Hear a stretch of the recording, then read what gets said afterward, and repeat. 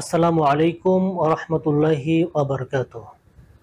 আলহামদুলিল্লাহি ওয়াহদা, আসসালাতু ওয়াসসালামু আলা মান লা নাবিয়্যা বা'দা ওয়া আলা আলিহি ওয়া আসহাবিহি আজমাইন, আম্মা বা'দ।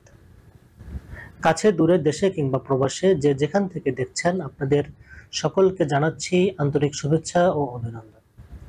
সম্মানিত দর্শক শ্রোতা মণ্ডলী, দিনী ভাই ও বোন, আজকে আমরা তাকবীরে তাশরিক এই বিষয়ে আলোচনা করব ইনশাআল্লাহ।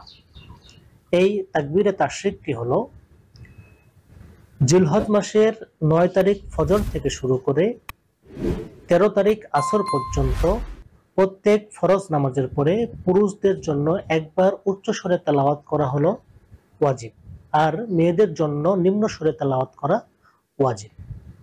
এখন আসুন, এই তাকবীরে তাশরিকটি আসলে কি বা কোনটা?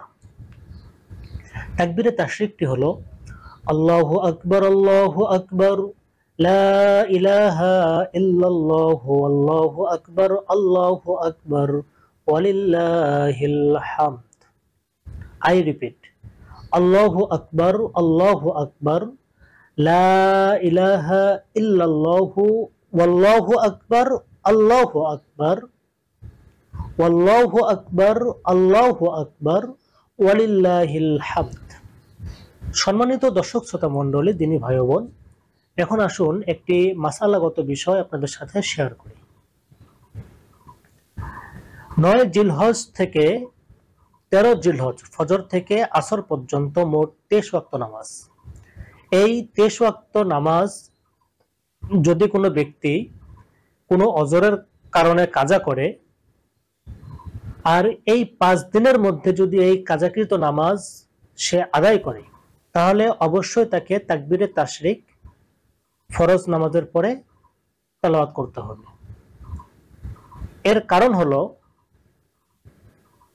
তার নামাজ কাজা হয়েছে এই ৫ দিনের মধ্যে যে কোনো এক ওয়াক্ত নামাজ বা একাধিক নামাজ, তার মানে সে তাকবীরে তাশরিক তেলাওয়াত করেনি। আর এই ৫ দিনের মধ্যে ২৩ ওয়াক্ত নামাজের মধ্যে যদি সেই কাজাকৃত নামাজ আদায় করে, তাহলে অবশ্যই তাকে তাকবীরে তাশরিক পাঠ করতে হবে।